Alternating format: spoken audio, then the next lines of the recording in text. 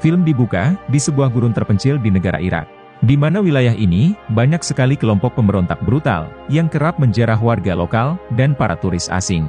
Terlihat seorang relawan wanita sedang diburu kelompok pemberontak yang ingin menjarah dan menghabisinya. Di saat yang sama, seorang pria bernama John melihat wanita tersebut yang sedang diburu kelompok pemberontak. Kemudian, John pun berinisiatif membantu dengan cara mengalihkan perhatian kelompok pemberontak tersebut. Sehingga pada akhirnya, John berhasil menuntun wanita tersebut ke kamp pengungsian dengan selamat.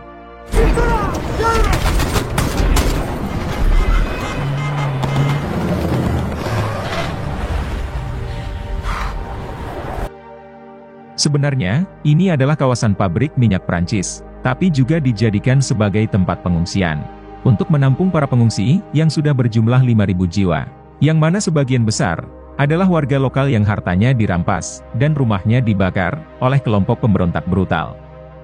Relawan wanita ini diketahui bernama Carla.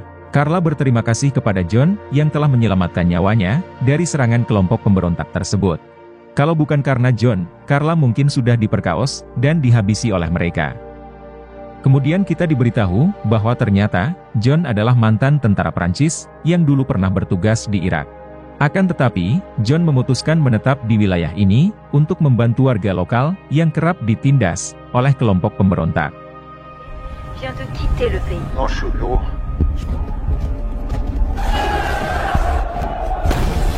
Berpindah di malam harinya, terlihat John sedang mengarah ke kota, di mana John mendapat sebuah pekerjaan, yaitu melindungi seorang pejabat Prancis.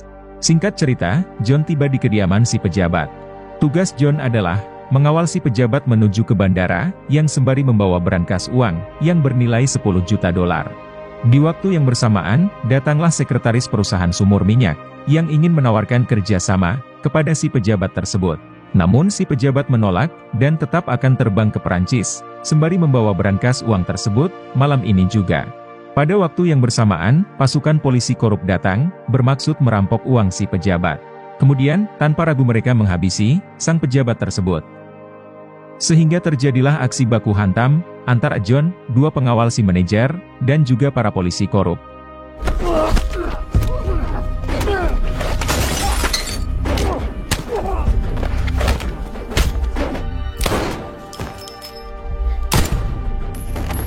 Tapi pada akhirnya, para polisi korup tersebut berhasil mereka habisi. Kemudian, si pengawal ini bergegas membawa si manajer pergi dari sana. Mengetahui kalau si pejabat sudah tewas, John pun juga langsung pergi dari sana. Kemudian, John menemui adiknya, yang ternyata juga menetap di negara Irak. Si adik diketahui bernama Ray, yang juga seorang mantan tentara, sama seperti John. Ray yang merupakan ahli peracik bahan peledak, ternyata sudah menikah dengan seorang wanita warga lokal, dan bahkan sudah memiliki seorang putri. Kemudian, John mengajak Ray bicara empat mata. Ternyata John ingin mengajak Ray membobol berangkas si pejabat Prancis yang dihabisi oleh polisi korup tadi. Yang mana kita semua tahu, isi uang di dalam berangkas tersebut berjumlah 10 juta dolar. John sengaja mengajak Ray, yang merupakan ahli peledak, yang tentu dapat dengan mudah membobol berangkas tersebut. Mendengar hal itu, tanpa pikir panjang, Ray langsung setuju. Karena Ray yang tengah nganggur, membutuhkan uang biaya sewa rumah, yang sudah menunggak 3 bulan. J'ai rien, moi. Je suis dans la merde si je rentre en France comme ça. Tu penses vraiment que je te proposerais de faire ça? Tu fais chier. Hingga pada malam itu juga, John dan juga Ray meluncur ke rumah almarhum si pejabat. Setibanya di lokasi tujuan, Ray langsung beraksi untuk membobol berangkas tersebut. Sedangkan John sendiri bertugas berjaga di luar.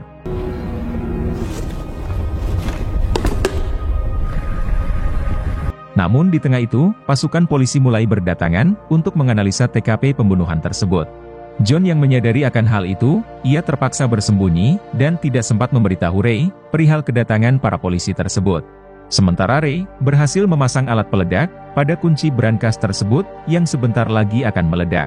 Namun sialnya, Ray malah dikepung oleh pasukan polisi. Dan tak lama berselang, berangkas itu pun meledak dan pada akhirnya terbuka. Tapi hal itu percuma saja, karena Ray akhirnya berhasil diringkus polisi.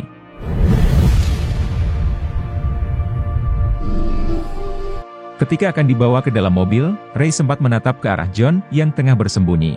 Ray sangat marah kepada John yang tidak segera memberitahunya terkait kedatangan para polisi. John malah memilih bersembunyi demi menyelamatkan dirinya sendiri, sehingga Ray yang pada akhirnya tertangkap.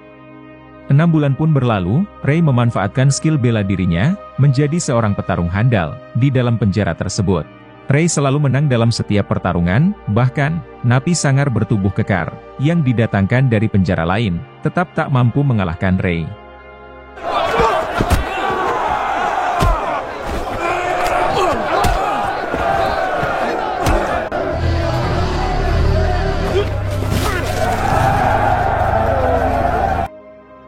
Namun ketika malam tiba, Ray selalu meraung sedih karena merindukan anak dan istrinya.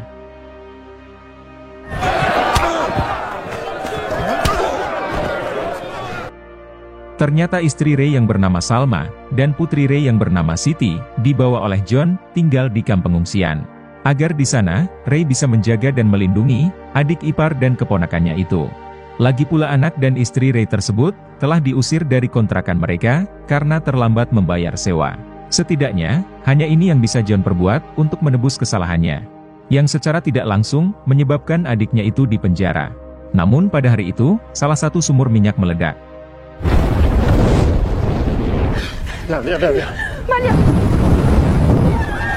Hingga membuat para pengungsi panik, dan berlarian keluar dari kamp, termasuk Ray dan Salma. Kemudian, Sarah si manajer pabrik sumur minyak tersebut, langsung melapor kepada atasannya, terkait sumur minyak yang meledak. Atasan Sarah yang diketahui bernama Kahar, merupakan pemilik pabrik sumur minyak tersebut.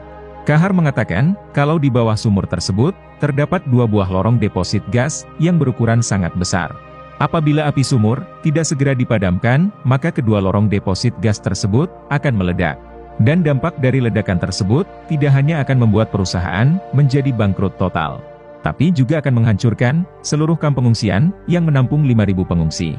Kahar pun menjelaskan, hanya ada satu cara untuk memadamkan api di sumur tersebut, yaitu dengan cara mengambil 200 kg gas nitroglycerin untuk ditaburkan ke dalam sumur minyak tersebut. Namun nitroglycerin tersebut berada di tengah gurun yang berjarak sangat jauh.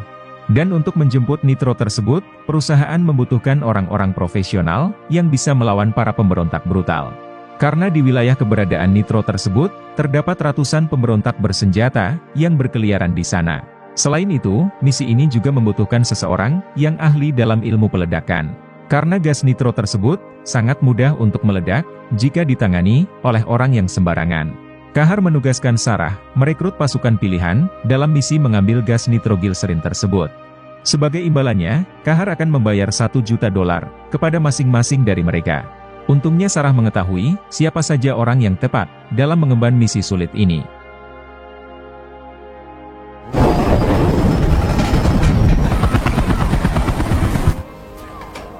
Tanpa membuang waktu lagi, Sarah langsung menemui John di kamp pengungsian. Sarah lantas menjelaskan tujuannya, yaitu ingin merekrut John dalam misi mengambil gas nitro. Apabila John menolak misi ini, maka kamp pengungsian tersebut akan meledak dalam waktu kurang dari 24 jam. Para pengungsi yang berjumlah 5.000 orang, tentu akan menjadi terlantar, karena sudah tidak memiliki tempat tinggal yang layak lagi. Dalam misi ini, tentunya John tak bergerak sendiri. John akan ditemani oleh 2 orang pengawal Sarah, dan juga Carla, relawan yang pernah ditolong oleh John. Dan masing-masing dari mereka akan diberi imbalan berjumlah $1 juta.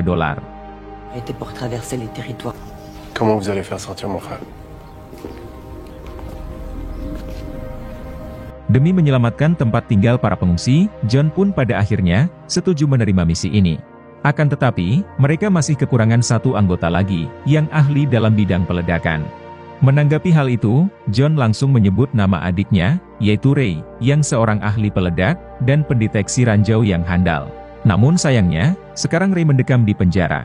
Mengetahui akan hal itu, Sarah pun bersedia mengeluarkan Ray dari penjara, yaitu dengan membayar uang jaminan. Setelah kesepakatan selesai dibuat, Sarah langsung membawa John dan Carla, yaitu menuju ke markas dalam mengatur strategi misi mereka nanti. Sedangkan seorang pengawalnya, Sarah tugaskan menjemput Ray di penjara. Comment on va faire pour l'éviter? On l'évite pas.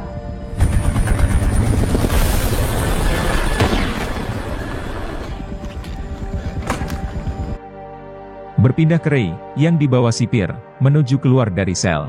Ternyata di luar penjara, sudah ada pengawal Sarah yang ingin menjemput Ray. Ray resmi dibebaskan karena uang jaminan dari Sarah. Kemudian, Ray dibawa menuju ke markas, bertemu dengan John dan yang lainnya. Setelah bertemu dengan John, Ray pun langsung menghajarnya.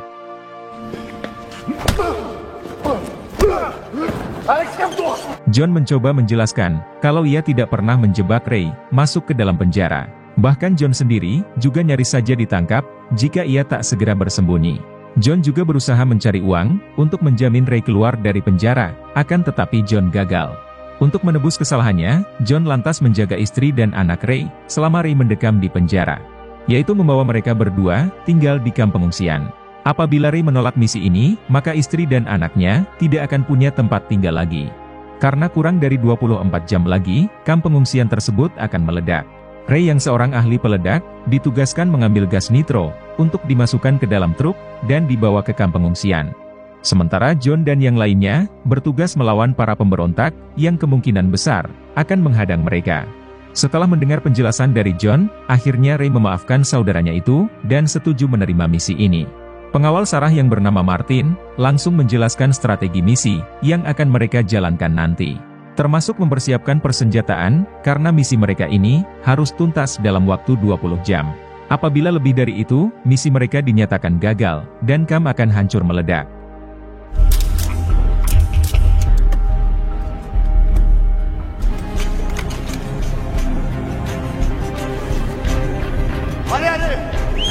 Setelah segala persiapan selesai, mereka mulai berangkat, menggunakan 4 kendaraan, yaitu 2 buah truk besar lapis baja, dan juga truk berukuran sedang.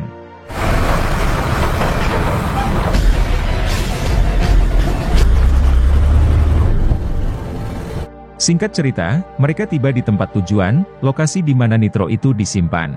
Kemudian, John menugaskan Ray dan pengawal Sarah, untuk memindahkan gas nitro tersebut, ke dalam truk yang mereka bawa.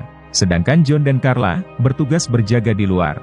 Dengan begitu sangat berhati-hati, Ray memindahkan tabung nitro satu persatu, ke dalam truk yang mereka bawa.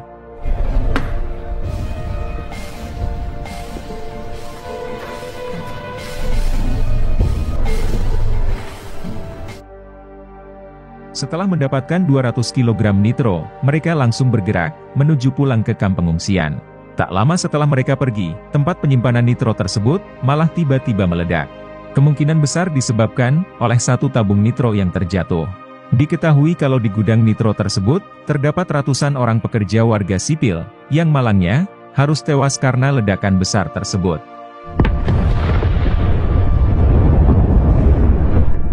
Carla mengajak semuanya kembali lagi ke sana, demi menolong para korban ledakan.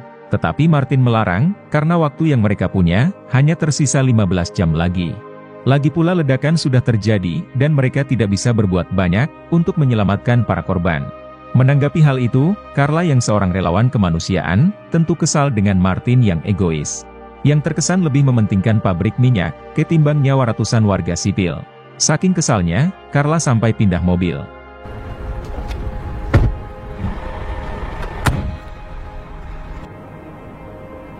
Namun di tengah perjalanan, mereka dicegat kelompok pemberontak, yang sembari mengepung dengan todongan senjata.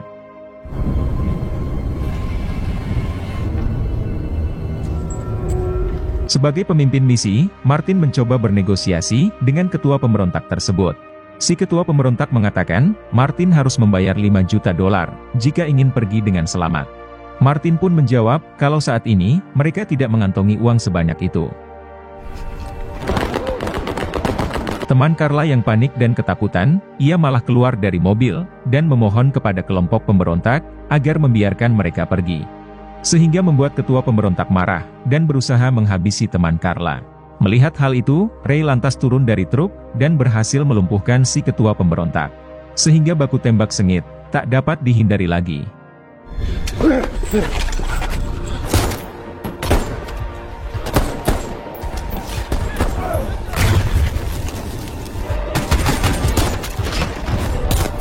Alhasil, para pemberontak berhasil mereka bantai. Namun malangnya, dalam baku tembak ini, teman Carla harus tewas. Setelah itu, mereka bergegas pergi, sebelum anggota pemberontak yang lain datang. Namun si ketua pemberontak, dan seorang anak buahnya, ternyata masih selamat, dan berusaha mengejar mereka. Sehingga terjadilah aksi kejar-kejaran yang diwarnai baku tembak.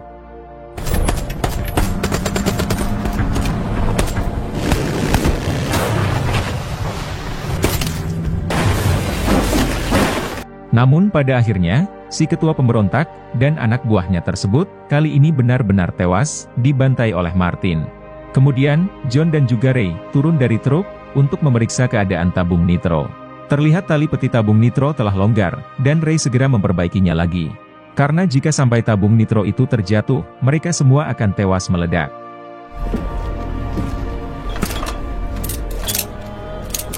Kemudian, mereka melanjutkan perjalanan. Namun tak lama kemudian, mereka malah melewati jalan yang dipenuhi tumpukan kerikil besar. Teman Martin yang mengendarai motor, sengaja berada di garda depan, untuk memastikan jalan yang mereka lewati, dalam keadaan aman. Namun tiba-tiba, inilah yang terjadi. Teman Martin tewas meledak, akibat sebuah ranjau. Menyadari akan hal itu, Martin dan satu orang temannya, lantas turun dari truk, memastikan apakah masih ada ranjau di sana. Ray yang seorang pendeteksi ranjau, bisa langsung menyimpulkan, kalau kawasan tersebut, tertanam puluhan ranjau aktif. Hingga dengan terpaksa, Ray harus menonaktifkan puluhan ranjau tersebut, dengan dibantu oleh John. Sedangkan Martin dan yang lainnya, bertugas memantau lokasi, dari serangan para pemberontak.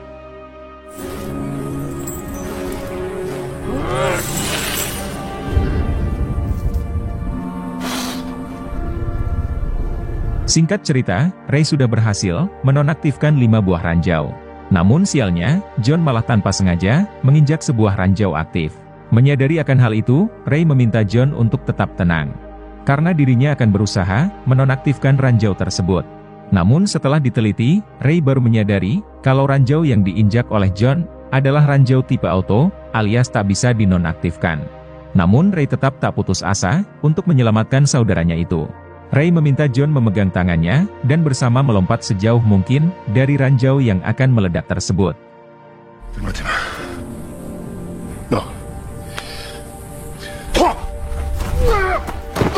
Namun ternyata, ranjau tersebut sudah kadaluarsa, sehingga membuat John dan Ray tertawa. Namun di waktu yang bersamaan, seorang sniper pemberontak melakukan penyerangan, hingga terjadi lagi aksi baku tembak sengit.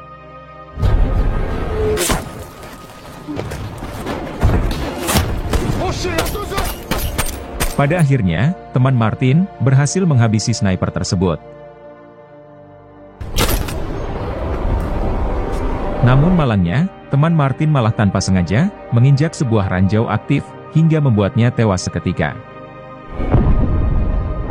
Sekarang kelompok Martin hanya tersisa 4 orang lagi. Guna memangkas waktu perjalanan dan juga mengelabui kelompok pemberontak, mereka pun memutuskan untuk berpencar, yaitu memakai jalur jalan yang berbeda, tetapi dengan arah tujuan yang sama, yaitu kamp pengungsian. Mengingat, waktu yang mereka punya, hanya tersisa 5 jam lagi. Carla dan juga Ray, lewat dari jalan jalur barat, sedangkan Martin dan juga John, lewat dari jalan jalur utara. Siapapun yang sampai lebih dulu, harus bergegas memasukkan nitro tersebut, ke dalam sumur minyak yang menyala.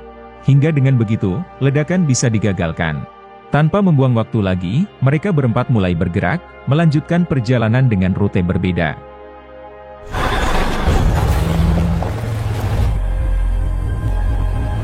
Singkat cerita, truk yang dikendarai oleh Martin, terpaksa harus melewati jalan, yang dibanjiri genangan oli yang bocor.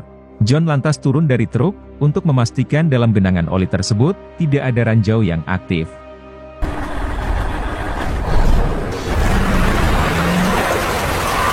Setelah berhasil melewati genangan oli tersebut, Martin mengatakan, kalau jarak menuju ke kamp pengungsian, hanya tinggal 50 km lagi.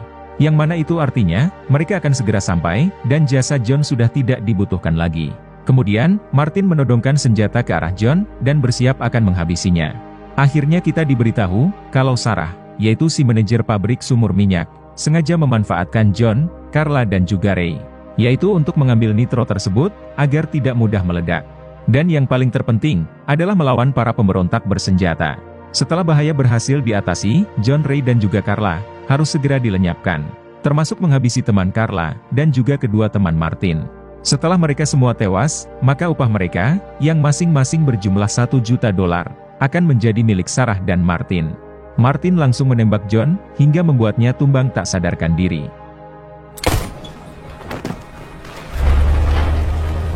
Setelah itu, Martin melanjutkan perjalanan seorang diri. Sementara Ray dan juga Carla, Martin sangat yakin, kalau mereka berdua sudah tewas, dibantai oleh kelompok pemberontak. Karena Martin sengaja menyuruh keduanya, melewati jalur jalan yang rawan, dari serangan di kelompok pemberontak bersenjata. Namun seketika itu juga, Martin mendapat karma, atas perbuatan jahatnya. Yang dimana, truk yang Martin kendarai malah oleng, dan langsung terpental ke jurang. Tabung nitro pun meledak, dan akhirnya menewaskan Martin.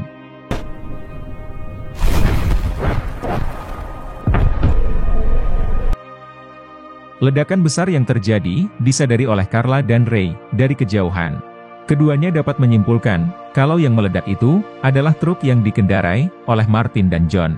Ray dan juga Carla, langsung mengubah rute jalan mereka, ke jalur jalan utara. Ray dan Carla sangat berharap, Martin dan John masih hidup, dan yang meledak itu, hanyalah truk mereka saja. Setelah berhasil melewati genangan oli, Ray diberitahu oleh dua orang pengembala, bahwa mereka menemukan seorang pria, yang dalam keadaan tertembak. Ternyata itu adalah John, yang masih selamat, dari tembakan Martin. Akhirnya, Ray dan Carla sadar, kalau mereka bertiga, telah dikhianati oleh Sarah dan Martin. Setelah lukanya berhasil diobati, John lantas dibawa masuk ke dalam truk, dan perjalanan pun dilanjutkan lagi. Namun di tengah perjalanan, mereka kembali diburu, oleh kelompok pemberontak.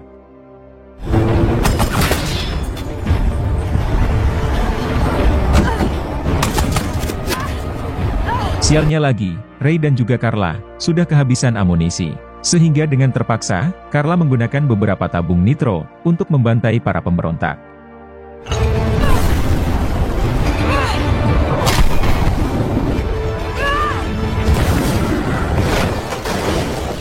Singkat cerita, mereka bertiga, akhirnya tiba di kamp pengungsian. Namun sialnya, anak dan istri Roy, diancam akan dihabisi, oleh si manajer yaitu Sarah. Sarah memaksa Ray, menabrakkan truk nitro tersebut, ke dalam sumur minyak yang menyala. Karena hanya dengan begitu, barulah api di dalam sumur tersebut, akan benar-benar padam. Karena waktu yang tersisa, hanya tinggal 7 menit lagi. Yang mana itu artinya, Ray harus mengorbankan nyawanya sendiri.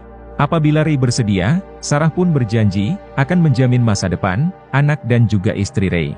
Tapi apabila Ray menolak, maka Sarah mengancam, akan menghabisi anak dan istrinya. Sarah mengatakan, kalau ia sengaja merahasiakan, cara untuk memadamkan api sumur tersebut, yang harus mengorbankan, nyawa seorang manusia. Kalau diceritakan dari awal, Sarah yakin, Ray dan yang lainnya, akan menolak menerima misi ini. Namun tiba-tiba, inilah yang terjadi. Sarah yang pada akhirnya tewas, dihabisi oleh John, yang baru saja sadarkan diri. Kemudian, Ray langsung memeluk istri dan anaknya, yang sudah lama tidak ia temui. Namun di tengah itu, John malah menabrakkan truknya, ke dalam sumur minyak tersebut. Sarah yang ternyata menyayangi John, berusaha untuk menggagalkan aksi nekat John, tetapi ia gagal. John sengaja mengorbankan nyawanya sendiri, demi melindungi 5.000 pengungsi, termasuk Ray dan keluarganya.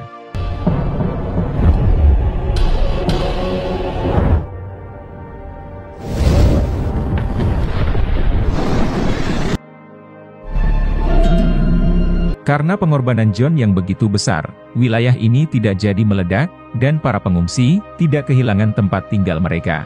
Kemudian, film pun selesai.